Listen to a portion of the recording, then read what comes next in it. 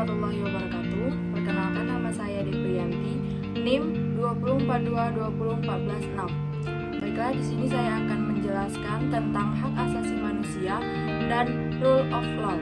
Pengertian hak asasi manusia atau HAM adalah hak-hak yang telah dipunyai seseorang sejak lahir. Menurut John Locke, HAM adalah hak-hak yang diberikan langsung oleh Tuhan Yang Maha Esa Pencipta sebagai hak yang kodrati.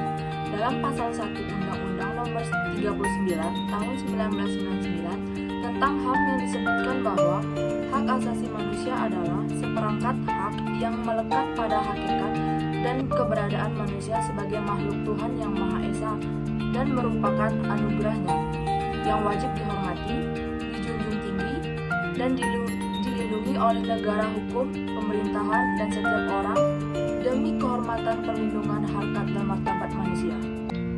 Sedangkan rule of law adalah prinsip hukum yang menyatakan bahwa negara harus diperintah oleh hukum dan bukan sekadar keputusan pejabat-pejabat secara individual. Selanjutnya, sejarah dan perkembangan hak asasi manusia. Istilah hak asasi manusia secara monumental lahir sejak keberhasilan Revolusi Pancasila tahun 1789. Latar belakang sejarah hak asasi manusia pada hakikatnya muncul karena keinsafan manusia terhadap harga diri, harkat dan martabat kemanusiaan sebagai akibat tindakan sewenang-wenang dari penguasa, penjajahan, perbudakan, ketidakadilan, dan kezaliman yang hampir melanda seluruh umat manusia. Hak asasi manusia terbagi dalam beberapa jenis, yaitu hak personal, hak legal, hak sipil dan politik, hak substansi, serta hak ekonomi, sosial, dan budaya. Permasalahan dan penekanan HAM di Indonesia. Sesuai dengan pasal 1, pasal 55 dan 56, Piagam PBB, upaya pemajuan dan perlindungan HAM harus dilakukan sesuai dengan konsep kerja sama internasional yang berdasarkan pada prinsip saling menghormati, kesederajatan, dan hubungan antar negara serta hukum internasional yang berlaku. Piagam penekanan hukum dan HAM meliputi pemberantasan korupsi, anti terorisme, serta pembasmian penyalahgunaan narkotika dan obat berbahaya. Oleh sebab itu, penekanan hukum dan HAM harus dilakukan secara tegas, tidak diskriminatif, dan konsisten.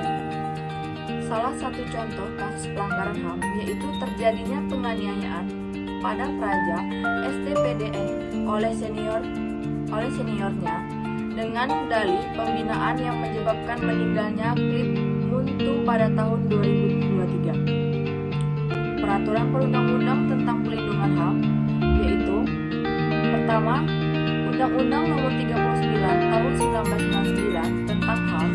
Yang kedua, Undang-Undang Nomor 26 Tahun 2000 tentang Pengadilan HAM. Yang ketiga, Keputusan Presiden Nomor 50 Tahun 1993 tentang Komnas HAM. Dan keempat, PP Nomor 2 Tahun 2002 tentang cara perlindungan terhadap korban dan saksi dalam pelanggaran HAM yang berat. Yang kelima, PP Nomor 3 Tahun 2002 tentang kompensasi, restitusi, dan rehabilitas terhadap korban pelanggaran HAM yang berat. Dari pemaparan materi yang tadi saya jelaskan, adapun kesimpulannya, HAM adalah hak-hak yang dasar yang dimiliki oleh manusia sesuai dengan kiprahnya. Setiap individu mempunyai keinginan agar HAM-nya terpenuhi, tapi suatu hal yang perlu kita ingat bahwa jangan pernah melanggar atau menindas HAM orang lain. Dalam kehidupan bernegara, HAM diatur dan dilindungi oleh perundang-undangan RI, di mana setiap bentuk pelanggaran HAM, baik yang dilakukan oleh seseorang, kelompok, atau suatu instansi, atau bahkan suatu negara, akan diadili dalam pelaksanaan peradilan HAM. Peradilan HAM menempuh proses pengadilan melalui hukum secara peradilan HAM sebagaimana terdapat dalam Undang-Undang